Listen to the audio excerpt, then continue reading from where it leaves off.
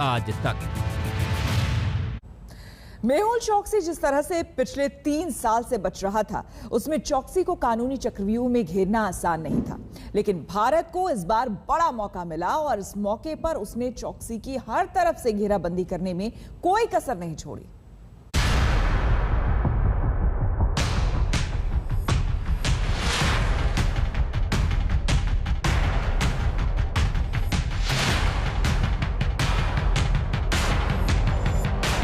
एक तरफ मेहुल चौकसी, उसका पैसा, पावर और तिकड़म,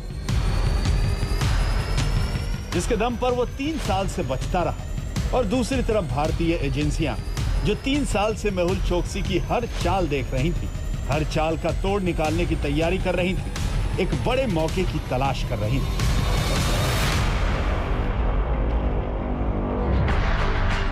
मेहुल चौकसी पर यह बड़ा मौका मिल गया जब वो 23 मई को एंटीगा से लापता हुआ और 2 दिन बाद 25 मई की शाम को चौकसी एक दूसरे देश डोमिनिका में पकड़ा गया।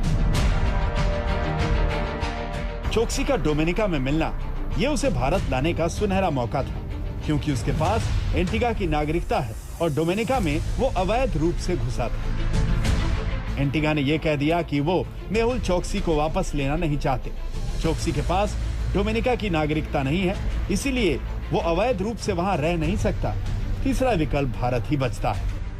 Our specific request to the government of Dominica is to have Mr. Chokshi deported and be repatriated directly to India, not to send him back to Antigua and Barbuda where he's a citizen, and one in which he will enjoy certain constitutional and legal protections. चौकसी की इस घेराबंदी के साथ ही भारतीय एजेंसियां super active हो गईं। जैसे ही चौकसी के डोमिनिका में पकड़े जाने की बात पता चली, जैसे ही उसका मामला डोमिनिका कोर्ट में पहुंचा, तत्काल एक विशेष विमान कतर से डोमिनिका भेजा गया, जिसमें चौकसी से जुड़े दस्तावेज थे और जिन दस्तावेजों के जरिए डोमिनिका की कोर्ट में यह साबित किया जाना था कि मेहुल चौकसी भारत से भागा हुआ है, वो अभी भी भारत का नागरिक है और उसके गुनाहों का भारत में हिसाब किताब किया जाना बाकी है, इसीलिए उसे भारत को सौंप देना चाहिए। इस बीच भारतीय एजेंसियों की एक स्पेशल टीम भी मिशन मेहुल चौकसी के लिए डोमिनिका पहुंच गई, जिससे चौकसी को भारत लाने की किसी भी रुकावट को दूर किया जाए।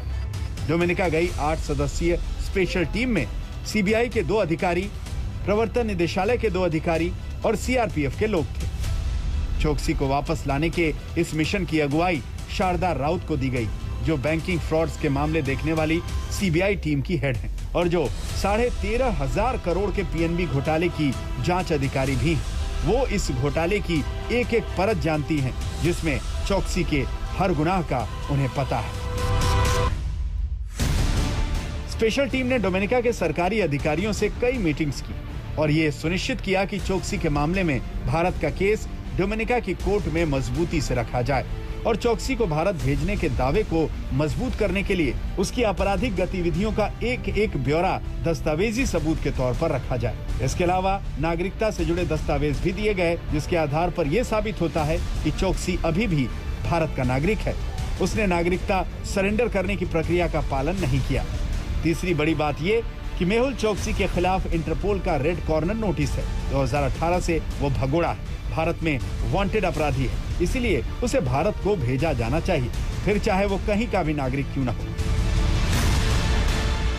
इन्हीं आधार पर मेहुल चौकसी की डोमिनिका से कानूनी घेराबंदी की गई कि वो कानूनी दांव पेचों का सहारा लेकर भारत से न बच पाए और उसका केस डोमिनिका में कानूनी पचड़े में न फंसे। गीता मोहन और मुनीश पांडे के साथ आज तक ब्यूरो।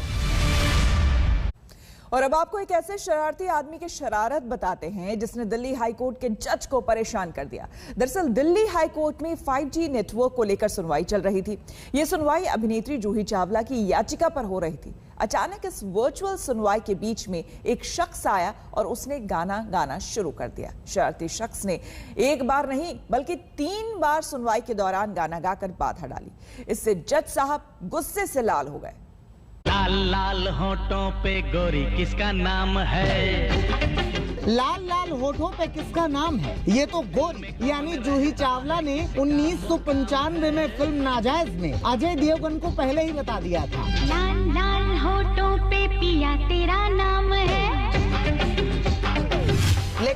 गाने पर इस बार दिल्ली हाई कोर्ट के जज गुस्से से लाल हो गए हैं। तो हुआ यूं कि 5G नेटवर्क के मुद्दे पर जूही चावला की याचिका पर दिल्ली हाई कोर्ट सुनवाई कर रही थी। सुनवाई वर्चुअल थी, बहुत सारे लोग जुड़े हुए थे। अचानक एक शख्स की आवाज आई, कहाँ है जूही मैडम, कहाँ है? किसी ने कुछ नहीं कहा तो ये अनाम शख्स गाना गाने लगा, गाना भी वही।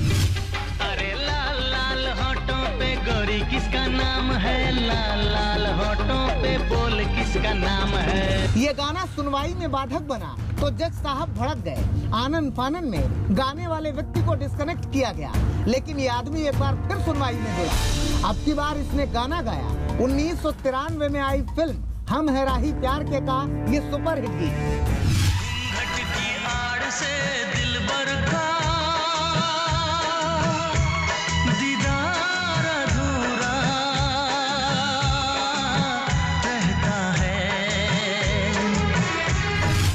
एक बार फिर जब ये आदमी गाना गाने लगा तो जज साहब का पारा और चढ़ा। फिर से इस शख्स को बाहर का रास्ता दिखाया गया, लेकिन इस बार तो इस अनाम आदमी ने हद ही कर दी। ये फिर से एक बार जुड़ा। अब की बार इसने गाना गाया 1993 में ही आई फिल्म आईना का ये गीत। मेरी बल्लों की आएगी बारात के ढोल बजाओ जी, मेरी लाडों की आएगी बारात के ढोल बजाओ जी। अब तक जज साहब का धैर्य जवाब दे चुका था।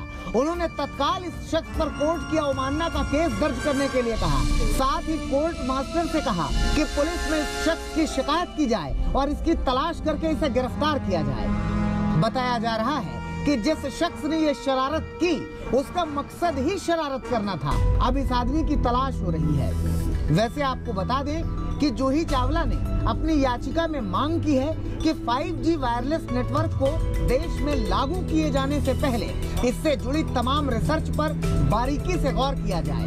नागरिकों, जानवरों और वनस्पतियों पर विकिरण के बुरे प्रभाव को आधार बनाते हुए अभिनेत्री जूही चावला ने 5G टेस्टिंग पर रोक लगाने की मांग की है। दिल्ली से पूनम शर्मा के साथ आज तक ब्यूरो। हमारे लिए वक्त हो गया है छोटे से ब्रेक का। बने रहे हमारे साथ, देखते रहिए आज तक।